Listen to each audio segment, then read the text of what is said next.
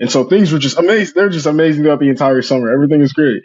And I get a text from a friend, I shared funeral ceremony that was going to be for my good friend Paul.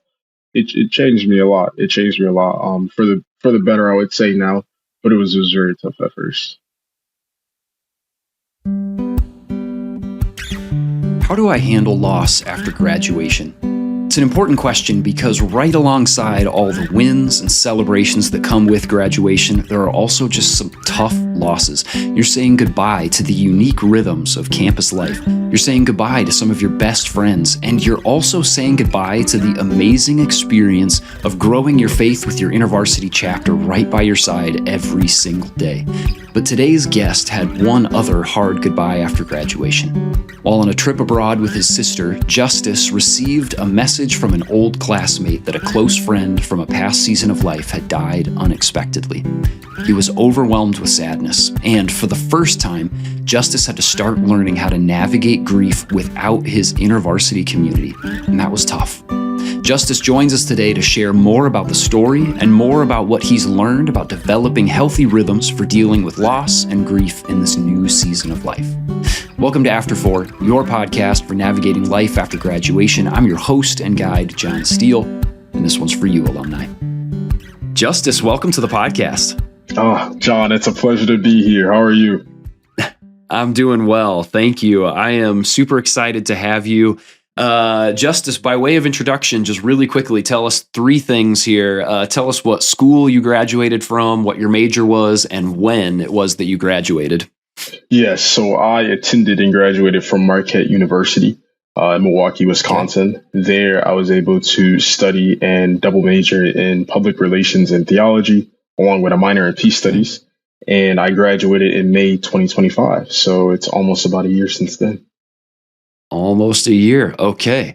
All right. That's great. You're helping us like sort of round out this series that we've been doing. We call it our Help series, where we're sitting down with seniors, soon to be grads, and current grads like yourself who are experiencing some amount of anxiety or trouble related to life after graduation. And so we're saying like, hey, we've been doing this for a little while now. Is there any sort of help that we can provide in just some of these real life circumstances that other alumni like you are experiencing? And Justice, I know that you're coming to our time together with a particularly difficult situation that you've been kind of walking through during this first year of life after graduation. So, Justice, share your story with us, and let's see if there's some way that I can help. Absolutely. Just starting off with just post-grad in general. Graduating, it was just such a big high. I was able to just deliver the commencement speech for my class, and so just close out just a crazy chapter. Awesome. Right after that, hopping on our little Marquette van I was driving, and we got to drive to Forest Springs for our InterVarsity chapter camp. So it was just a fun 5 days there, and they were just able to. That's awesome. They were just able to just meet all the other chapters here in Wise, and just have a great time. It was amazing. I still think about it day in, day out a lot of the times. And then from there, I got back to Wisconsin, and my flight was in the next 2 days. And so I came back to Houston here, and just being with family has been amazing. Being able to invest in one of my passions, personal training, has also been great. And so things were just amazing. Okay. They're just amazing throughout the entire summer. Everything is great. Cool. Keeping in touch with everybody. Yeah. And so kind of fasting forward here to kind of situation in October. So me and my sister, she was so generous to want to kind of offer a post-grad gift, and I just wanted to spend time with my sister too. So we actually booked a trip to Japan, Tokyo, which was insane. Super fun. And we're there for about a week and a half, and we're just having fun every day, just kind of catching up on a bond that I felt like kind of got disturbed during my time in college, since I was away 1,000 miles from home.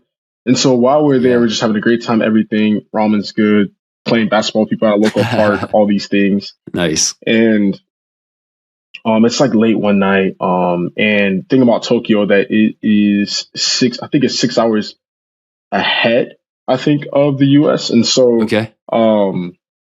it was, I think, 12 a.m. over there. And so I think it was 6 p.m. here in the US. And Okay. I get a text from a friend I haven't talked to in a long, long time, my good friend Amanda. Hmm. And she texts me on Snapchat and she's kind of like, Justice, I know we haven't talked in a long time, but I just felt like it was necessary for you to know this information. And it was quickly followed up below that with a little document that shared the kind of funeral ceremony that was going to be for my good friend Paul Oh, Nguyen. wow. And that night, I mean, I'm not gonna hide, I cried. I cried that night Yeah. Wow. a lot. And my sister was there, and she was consoling me, and um, I was just overwhelmed with a lot of emotions. Um, and that was 2 days before I was heading back to the U.S.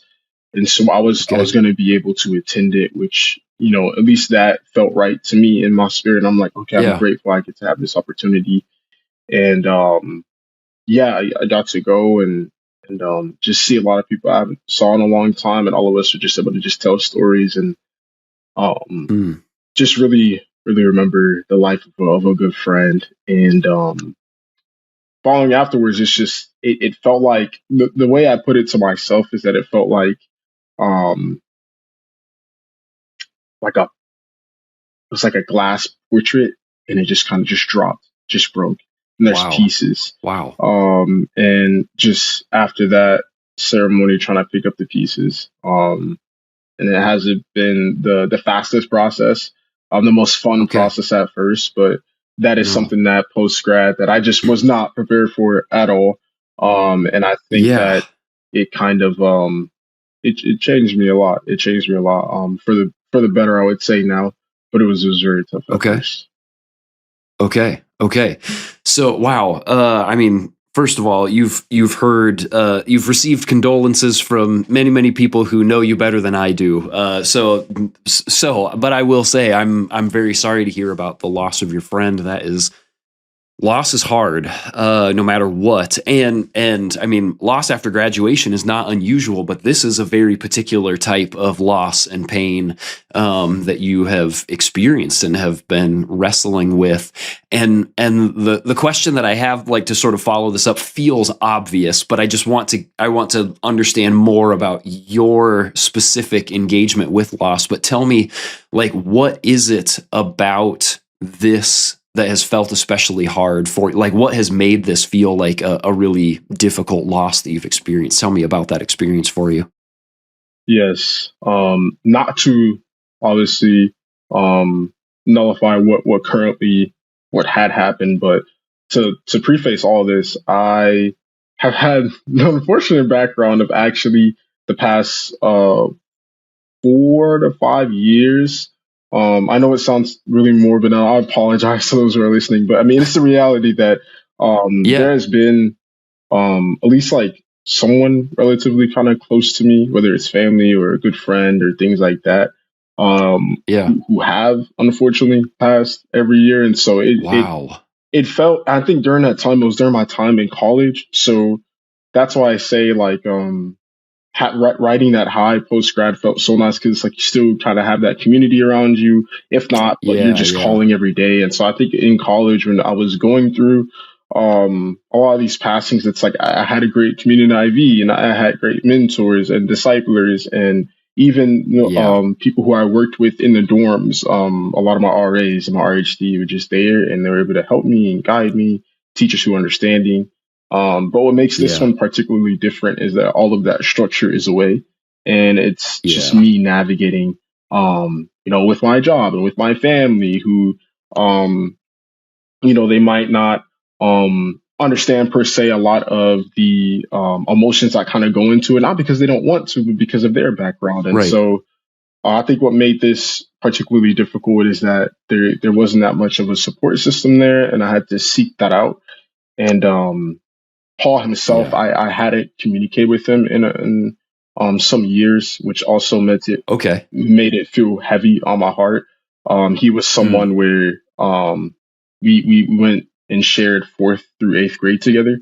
I transferred to his Okay. school, and we were just we were really good friends. You know, me and him, Yeah. like if there was anyone who, when it came to eating lunch, me and him would literally compete for seconds and thirds. We were like that guy in dodgeball. Nice. Dodgeball was super fun Yeah. with him. People would always try to pair both of us on the same team. But I say all that to say, like, a lot of my memories with him were, it's been a lot of time. And so I think that's Yeah. what made this loss, because I was like, oh, I wish, there's just more time and I could, see him and talk to him. And this is before I'm not saved at this point. I didn't really understand the gospel and salvation in Jesus. And so, Okay. all those thoughts creep in of like, man, I just wish we would have had a chance to, this, that, and the third. And Wow. it all hits you on one moment, and the ebbs and flows from that have definitely fluctuated. So that's kind of, Yeah. Wow. So I mean, there's a number of things that are standing out to me as far that are sort of like adding to the weight of this. I mean, one is, as you said, you've been dealing with loss for like years, going on like every year throughout your college career. You're experiencing the loss of like a friend or family member of some type, some sort of close loss and grief that came along with that. But you had your community that was right there. Like the community that you're doing life with all the time is right there, kind of walking through those things with you. And then you experience the transition of graduation, and you're actually having a really nice initial transition experience of like, all right, we're going to chapter camp. Love hanging out with friends. My sister and I get to go on this big trip, and then boom, you're towards the end of this trip, and you find out this friend that you've lost this friend that you haven't seen in a number of years, and that comes from a very different season of life.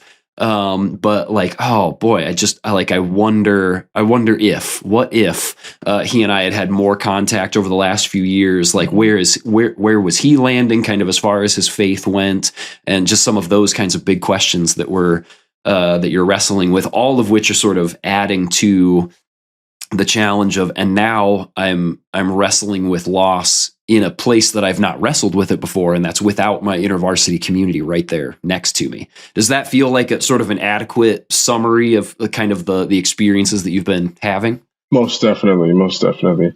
Okay. So then let me ask you this. So you said it's been since like eighth grade. So it's been a good number of years since you've seen Paul, your friend. Right. Okay. So then, as you've navigated other moments of loss in the years since knowing Paul, I mean, like, what has that experience been like for you? You said you were with your community, but like, what has your like personal journeys with grief looked like in the past? Because there's some element of like, we can understand what's happening now and a little bit of the future based on what's happened in the past. So like, how are there things that you've learned about yourself as far as how you kind of process through grief in your own unique way? Yes, I personally have always just liked to just be someone who's always like, oh, you can bounce back from this. This is not the end. So but typically I'm a fast mover, and I think being on campus and being involved in so many things, it gave me purpose, and fulfilling what I believe is and was and is still is my calling, with other individuals and helping build their faith, and being able to provide just counsel, and being able to just be a friend and become to those what they need. And so I think that purpose always had me thinking ahead and being like, okay, I'm not going to act like I didn't just go through this, but life is moving, things are moving, and people need me. And this is where I feel like, as I'm living out my purpose, this is where I feel as if I can reconcile with what just happened, by taking advantage of the now. And like I said, it made it a lot easier with community and with people who honestly, like, just as something simple as like being given a hug, like just small things like that, being able to sit down, share a meal with people, and just talk long hours at night just about certain like these losses and these real things that have happened. That's how I found myself able deal with the grief. And um, Yeah. what my pastor would kind of say, Pastor Jake, he would say, like, being able to befriend these negative feelings, not act like they don't exist, but Interesting. being able to allow them to happen, but don't allow them to master me. Because Yeah. if I act like these losses don't really happen, and I don't really feel angry or irritated or just bewildered and confused, then I'm neglecting a part of me that I was, created to have. These are these Yeah. emotions that show that I care. So that's kind of how I've dealt with it in the past. Yeah. Okay. So I'm hearing a few different things. One is that there's always been something else to kind of put your hand to. That, like, oh, there's grief, but I have something that I can kind of do alongside of that as I'm processing, and something that is meaningful. And you've had some really wise counsel that's helped you say, like, what does it look like to acknowledge the feelings that you have? You don't want to go to either extreme of, like, ignoring them or letting them just sort of master you. I think is the word that you used. And, like, so what does that look like to process through some of those feelings? Well, that those are a couple of the things that you've had. So then, how has this experience been different? Because are you having a harder time doing some of those things, or how does this time around, how has that felt different from when you were with some of that community and very purposeful things to do alongside of grieving? What does it look like this time? Right. This time, it's just a different environment. I have been able to attend and be a part of a local church. It's called Life Community Church, and it's Okay. been great.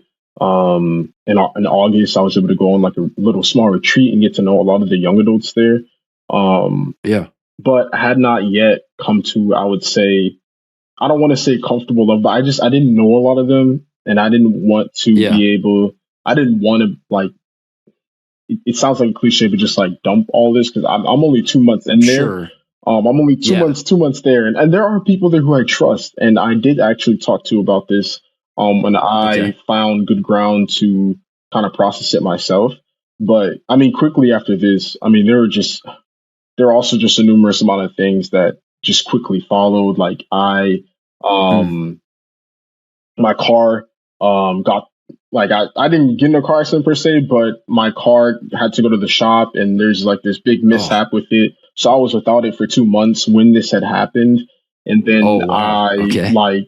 there were just friends who I thought we were friends, and then, it just didn't turn out, things they just fall Yeah. out, and it just felt like week Yeah. after week, it was kind of just the same pattern. And so I also had to put like my personal training on a hold, just because I didn't have that mode of transportation and just the mindset I was in. So just Sure. all these things culminating along with not having that. Yeah. And like I said, my family is amazing. I love that they push me, and I love being Nigerian. Don't get me wrong about that. But in terms Okay. of like Okay. navigating emotions, it's not the biggest strong suit for them. So being able to have someone to talk to, I had to dig deep in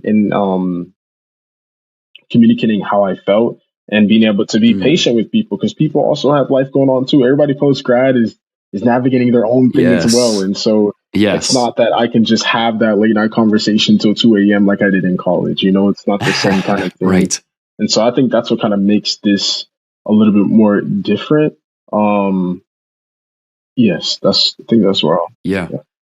That's super helpful, because you're naming that you've been, at least by my understanding, like, you're naming that loss has continued. You talked about these number of losses that you had throughout college, but now, like, there's all of these other losses that are happening along with the loss of your friend Paul. Right. That, you have a certain amount, like this loss of freedom because your car has had to be in the shop for a long time. Loss of that, you say, like, this sort of personal training and some of that kind of stuff that you've been doing. You've had to put that on hold because of a lack of transportation. You've had a loss of the really close knit community that you can talk to and process through a lot of these things. And that you have people who love you and who you do trust, but who it's like, it's a different type of communication than what I have become accustomed to when it comes to processing through difficult things. So you've been experiencing loss on like a number of levels that goes along with this very like sort of pointed loss of your friend Paul, and that's a lot to be carrying around, Justice. Yeah, I mean, you hit it on the nail, and I think it things did not really get better until I really accepted that reality. And so that's how that was going through kind of that period of October to December for sure. Yeah. Okay.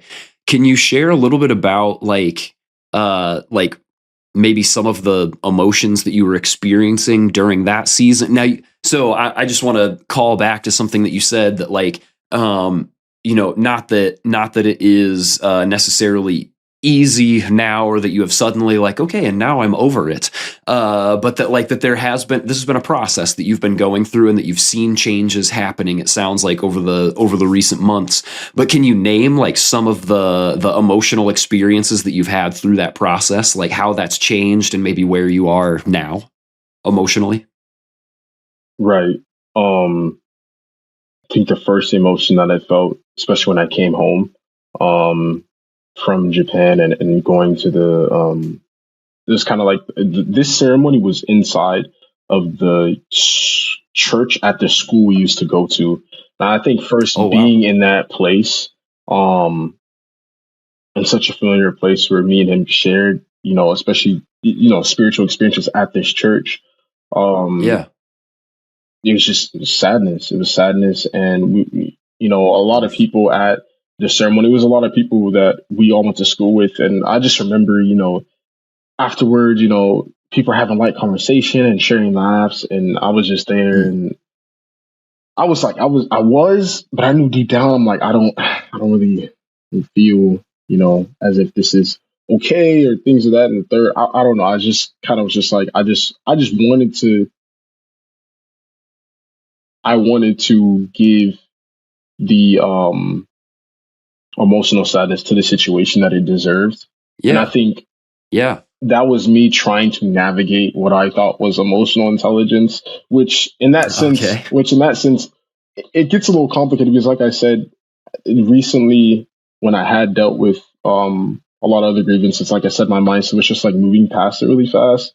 And so I was like, okay, if I just give this the time it needs, then things will probably get better, but that was just not the case. It wasn't the case at all. And I think this was where I entered the season where I feel like the Lord was pulling me to a season where it's like, okay, like the battle of the mind, cool. You commit your thoughts obedience to Christ. You watch the way you think, your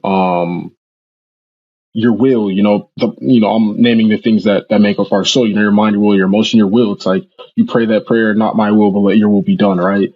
But then you get to emotion, and I realize I have like no prayer when it comes to emotion. I like when it comes to praying about emotions and how I feel, like usually a good little yap session with the Word feels like, oh, I express myself and things like that. Third, but being able to, like I said, to sit in that, I realized I had no prayer, no framework for how that went. And so when it came to these ebbs and flows, like I was saying, from October to December, of these emotions, it's like some days I'm happy and I'm like, well, you know what? I'm glad I was able to attend it, and I'm glad that I was able to see the family and console with them and what's the word? Lament with them and all these things. And I'm grateful that if you kept the faith that he's with you, Lord, and that was giving me peace at the time. But then, the next day would happen, and I'm kind of just like, wow. It's like it just felt like it was all over again. I just had to go through the same exact feelings and emotions again. And like I said, it's difficult when you can't talk to the people that previously you talked to with it about, and you can have these continual conversations. But there were people who did help. To name a few, my good friend Yan, my good friend Kia, and Joshua, and Alexis, and there were so many people who stepped up. To just not just tell me, hey, you get back on your feet, because that's usually unfortunately, that's the advice I give a lot of people Well, fortunately, unfortunately, because Okay. sometimes people do need that, sometimes they don't, But they were kind of just like, hey, it's just step by step. No one's expecting you to Yeah. bounce back extremely quickly, and act like, oh Mm, man, you need to be that one who's consoling everybody else, and this, that, and the third. Like, there is no expectation for that for you here, and yeah. that felt so needed to hear because, I mean, if I'm being honest, during this time, I wasn't in my word, and prayer felt like Mm, it wasn't the usual rhythms. It wasn't day and night. Sometimes it was just me going on a walk, or sometimes it's just me laying in bed and I'm looking at the ceiling and I'm just like, Lord, and that's it. Like, it would just be like, Lord, yeah. and it's just there. And so, with kind of this disruption and what's usual to me and what has worked, I also got like this frustration of like, wow, like, justice, like, does that mean that all the ministry and all these things that have happened, like, did you not learn anything from Mm. your previous years? Like, because I wasn't Oh navigating no. this the way that I thought I should. And so I think a lot of it was internal, and that's kind of just those emotions that were kind of there. Yeah. Yeah. Wow. I'm here. I mean, there's a lot of things that I'm hearing come out of this, and I mean, just a couple in particular. It's making me wonder. It's making me wonder if there's any chance that there was actually more. And I want to be careful how I say this because I wasn't there, Mm. and I don't want to put value judgments on the experiences that you were having with your chapter as you were processing through losses in the past. But do you think it's possible that there was actually more like distraction that was available to you?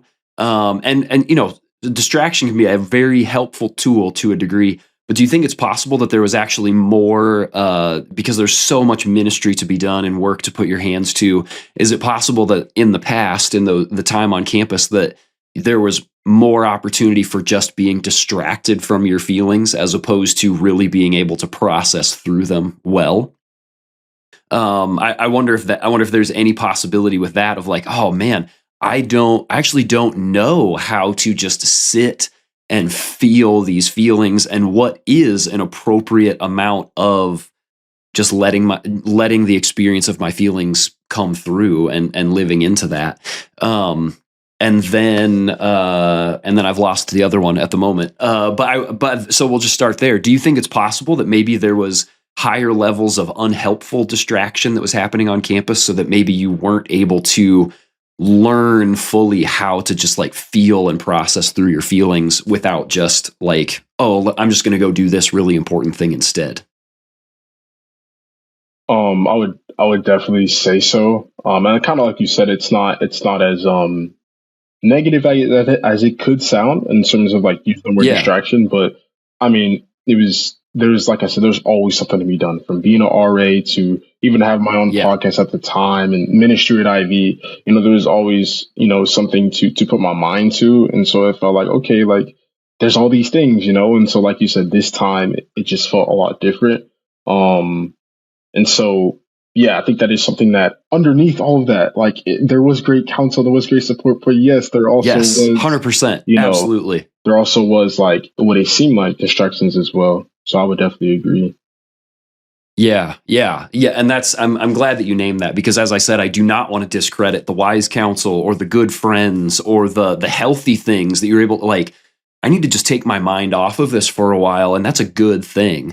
And it's also something that we can sometimes do too much of, and we don't actually learn how to just feel the appropriate healthy bounds of our emotional experiences because it can be very uncomfortable and it just doesn't always move at the speed that we want it to, Right. and that's just really tough. I wonder if there are expectations that you're placing on yourself Mhm. of this is the right way to grieve or this is the right timeline for grief to process through. And once you start coming up against those places of like, well, typically by now I'm just feeling a lot better. Or, I feel like I'm able to more easily accept the reality that I'm living in. And I wonder if maybe you're just placing some unnecessary expectations on yourself of how long something should take in this process. For sure, for sure. And that's where, I would say a lot of my upbringing is like, hey, there's an expectation that you are going to be the best, and there's nothing wrong. There's Mm. nothing wrong with, telling your kid that, or having friends who encourage you to do that. Like it can be a powerful mindset. But then Yeah. when you are approached with the realities of life, the good and the bad, being able to have a compass that says, hey, you know, we are called in Christ. We're called to be conquerors. We're more than conquerors through Him who lived and died for us.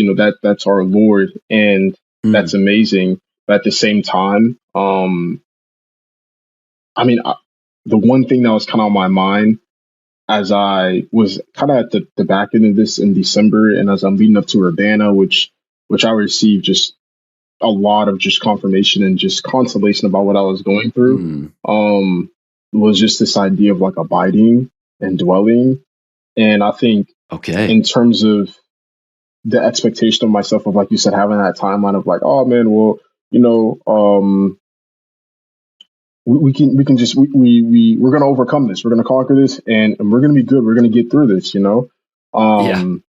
And that expectation of seeing this as something to get through or to get over is where I felt like that was kind of where I misstepped, I would say. Yeah. Hmm.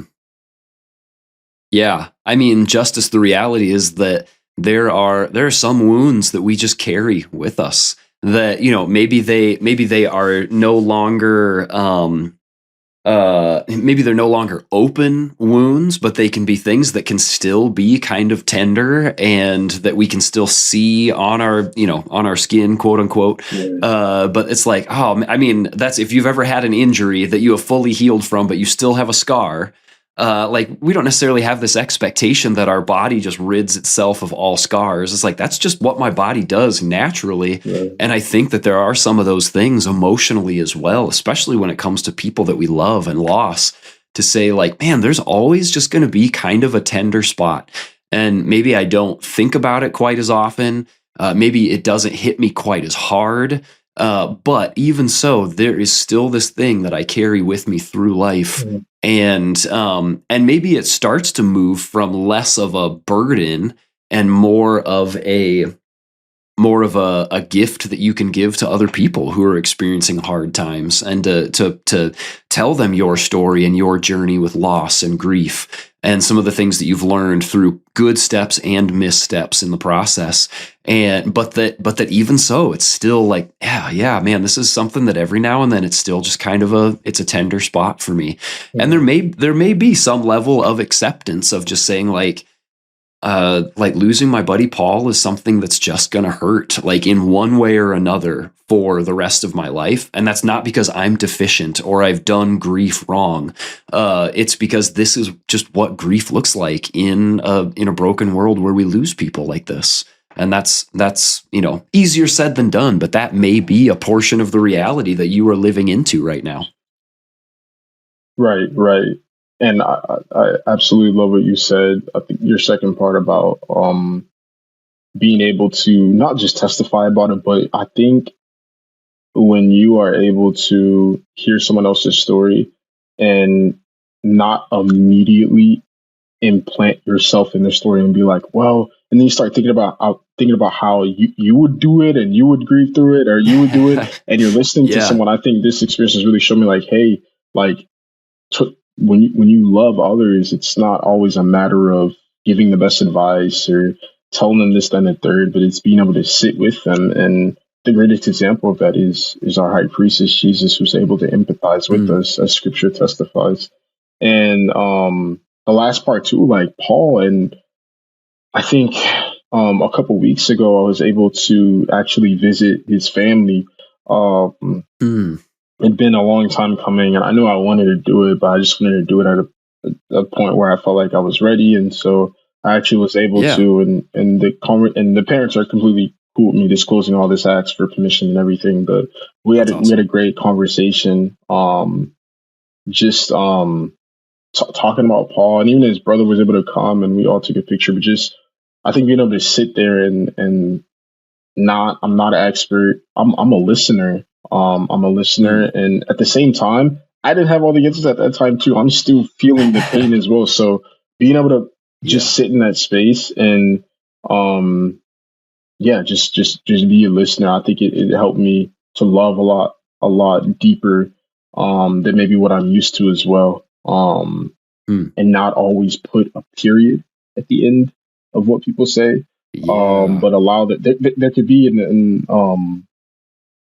three dots, or it could be a comma. It doesn't always have to be a finished sentence, you know. Yeah. And I think that's where we kind of learn that abiding, that dwelling, that long suffering love. So yeah, and it's not perfect, but it's progress. Yeah. Yeah. It's funny, the conversations we've had leading up to this one, there's been all these places of like, okay, based on these things, like here are some of the brainstormed ideas together that will help you take next steps here. And honestly, Justice, as I listen to you talk through these things, I mean, it sounds like there's a lot of these things the things that I would recommend or encourage you in. It sounds to me like the Lord has already been faithfully leading you through this. And, some of those things are just the slowing down and recognizing like, oh, there's just more work for me in just feeling these feelings and understanding like, okay, a healthy pace of working through this. And as you said, you already named off several friends who have been extremely helpful and finding places where you do have community, even if it's not right there in your dorm or your chapter members that are like right there with you every single day, but you do have people that you've been able to lean into this with, and who have been able to encourage you and walk through this. And then that I really love the fact that you sat down with your friend's family and that you said, I wanted to give it time until I felt like it was like healthy and appropriate, like it was the right time to do it, because there's a certain amount of like, hey, this is a very difficult, traumatic experience, and we have to be careful about how far we wade into sort of exposure to some of these kinds of moments. But you've identified another place of like, oh, this could be healing for me and maybe for Paul's family as well, to go and sit down and to connect with one another and to tell stories and, to grieve together, but also to have moments of hope with one another. Like Paul knew Jesus, and that is something for us to celebrate. And those are really great. I think that's a really helpful. Maybe not everybody who's listening in who has experienced loss will be able to go to someone in that particular way, but it does make me wonder, are there places where you can sort of, in a healthy way, revisit a space with someone and to process through some of those experiences that you've had? And maybe for somebody that has experienced loss just from my InterVarsity chapter or something, I'm not on campus with them anymore. It's like, hey, maybe you can organize a reunion and get back together. And even though you don't get to spend this time together all the time, you can still reminisce and tell stories and then send one another back out into the world for what happens next. And so, it sounds to me like there's been some really healthy steps that you've gotten to take, even if it hasn't been perfect. Justice, can I recommend just a couple of other resources for you before we close out our time together that might be helpful as you continue kind of through this process? Absolutely, John. Please do. Awesome. So one of them is from our podcast here. We had a conversation about a year ago that was talking about like, man, when I'm sort of navigating difficult times after graduation and just like seasons like the dark valley, the Psalm 23, the valley of the shadow of death kind of experience. And that's episode 174. And it's called When Right Paths Meet Dark Valleys. When Right Paths Meet Dark Valleys. And it's about hope for the road ahead. And so there's some helpful rhythms that my guest Jason talks through, that he invites people to consider, like some prayerful rhythms that can be helpful for processing through difficult times with the Lord after graduation. So there might be some useful encouragements for you from that episode 174, and I'll send you this stuff after we wrap up too. Another resource that every alum should remember is InterVarsity Press, IVP. We've got a lot of great resources through IVP, and there's more than these two, but two that I'll recommend to you. a couple of books. One is called A Chronicle of Grief, Finding Life After Traumatic Loss. Okay. And then another is called Grieving Wholeheartedly, Bringing Healing to Every Part of Your Soul. And both of those might just be some interesting books to read and consider. They both of them have been released just in the last few years here. One of them very recently. Justice, I'm so thankful for you and for your willingness to share. This is difficult stuff to process through, and I'm grateful for your willingness to do it. Yes, absolutely. I am great to be able to have, this chance to be able to kind of disclose a lot of this and talk about the realness of it, the rawness of it.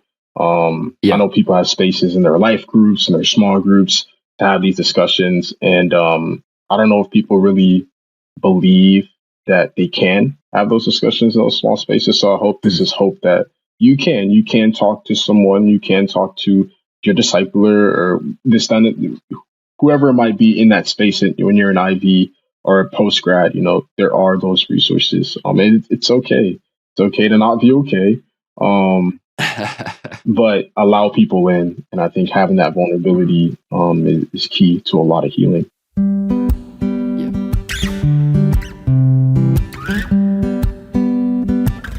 Alumni, experiencing loss after graduation is just going to happen. Whether you're mourning the loss of a season of life, or the day-to-day rhythms with your InterVarsity community, or like Justice, the passing of a friend or loved one, loss is a part of life. And even though we all experience it, there just is no detailed roadmap for it. It's simultaneously a very standard and a very unique process. But I think there are a few takeaways for all of us from our time with Justice today. 1, balance is important. Feel your feelings, and as best as you can, be okay with sitting in the sadness of it all. But it's also okay to distract yourself when you need a break. Both are helpful and healthy parts of navigating grief. It's just a matter of discerning the right amount of each. 2, invite people in who can help you process. Maybe that's a parent or someone from church, or maybe it's a fellow InterVarsity alum, a past small group leader, or your campus staff. Invite someone into the process who can check in, who can listen, and who can just be with you. Last, remember that Jesus is with you and that he understands your sadness. He's a friend to the grieving, and he offers unending hope. Don't forget to engage with Jesus as you process the experience. And just one bonus idea here as well, be gracious and patient with yourself. Grief just takes time. And when you do start feeling better, don't beat yourself up about it. There's no shame or guilt for finding hope as you process loss. If you wanted to catch the episode that I recommended to Justice, I put a link to it in the show notes. Also, if you're a senior or a recent college grad and you would like to join me on the podcast for a conversation like this one, reach out to me. Send us a DM on Instagram at After4Pod. I would love to see if I can help you with the specific issue that you're having about life after graduation. Justice, thank you again for joining us today and for sharing so vulnerably, and blessings as you continue to navigate grief after Paul's passing. Alumni, we're going to take a 2-week break, and then we will be returning for a new series. We're going to be talking about 4 common barriers that make it hard to say yes to Jesus in our work and calling. I think you're going to find it extremely helpful, and I'm excited to share it with you. Come back in a couple of weeks for that. Until then, consider sharing this episode with someone who needs to hear it, and I will see you in the after, alumni. Thanks for listening to After 4. This podcast is brought to you by the InterVarsity Alumni Relations Team, hosted and produced by John Steele, production assistance by Mike Santera, edited by Caleb Leppert, and our After 4 theme music was written and performed by John Steele.